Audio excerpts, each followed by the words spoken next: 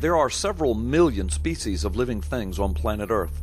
Yet out of these several million species, one species, and only one, out of several million, have the gift of language and complex speech and everything that results from that gift. The human being. Every human being. This feature separates man from every other living species on the planet.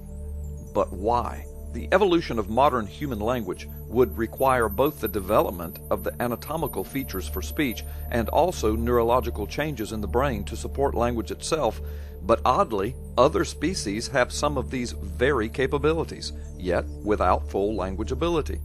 Other species have the ability to mimic human language, like so-called talking birds. Some apes and monkeys have even been taught rudimentary sign language and lexicograms. However, none of these species even comes close to the complexity of the thought, speech, and communication process of full language that only humans possess. Most of these species would have no abilities like these had they not come in contact first with humans, who painstakingly taught them the little that they can do. A 2-year-old human child is a universe above and apart in communication and language ability than the smartest of dogs, chimps, apes, and dolphins. Language is quite the separating and inexplicable feature of the human species. Language begins with thoughts and ideas, a self-awareness. Ideas are purposely then formulated into words and sentences with exacting structures. These exacting structures then develop complex language patterns, unique only to humans. This speech then brings forth writing. Writing brings forth journalizing the speech and the information. This journalizing of speech and information then creates a generational knowledge base. Generational knowledge base brings additions and changes to that knowledge base. And then there is what is called generational knowledge transference. With knowledge transference from generation to generation comes an increase in technologies. And so monkeys still swing in trees and eat bananas because they do not have language ability and generational knowledge transfer. Humans build cities, computers, cars, planes, and space shuttles. Humans eat what they want and cook their food and build restaurants and celebrate the entire eating experience. Humans have been to the moon. A monkey has been to the top of a tree. Humans write literature, plays, books, journals, and computer programs. Humans draw pictures expressing the ideas and words within their heads with art. No other living thing does these things. Chimps sling poo. Consider the following statements of Dr. Robert Berwick, professor of computational linguistics at Massachusetts Institute of Technology.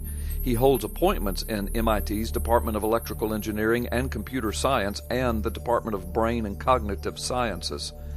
The following quotes and journalistic observations are taken from an article entitled MIT, No Easy Answers in Evolution of Human Language.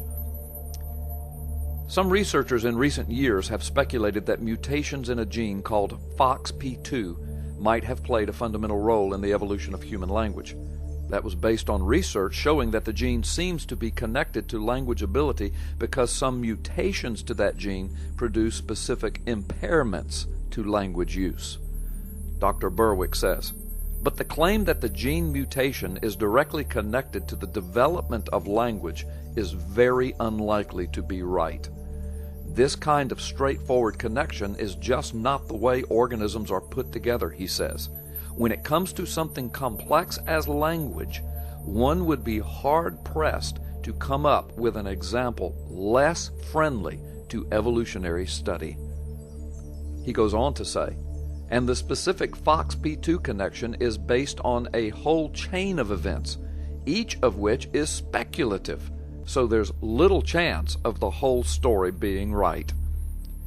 Rather, language is almost certainly the result of a far more complex and subtle interplay among a variety of factors, Dr. Berwick says, and it may never be possible to connect it to a specific genetic change.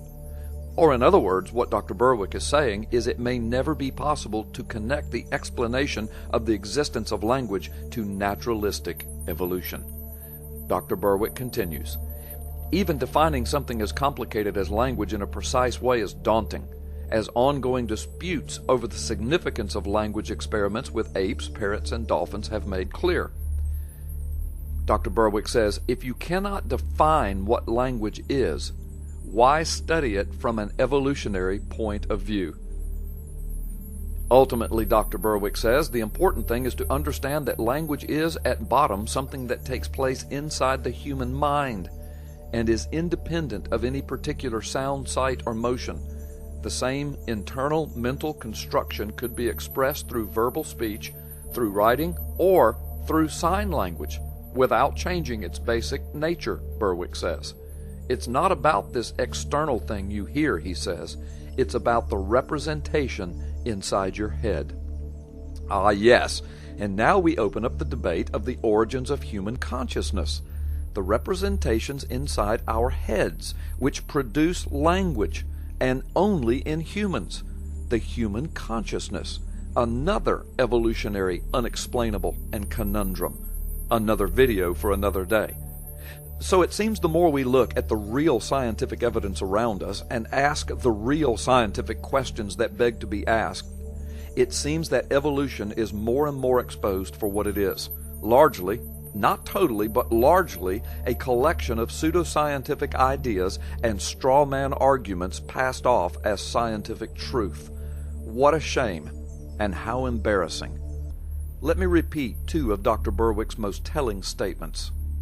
One would be hard-pressed to come up with an example less friendly to evolutionary study. And, if you can't define what language is, why study it from an evolutionary point of view? I am so thankful that God gave me the language to be able to express this film in words.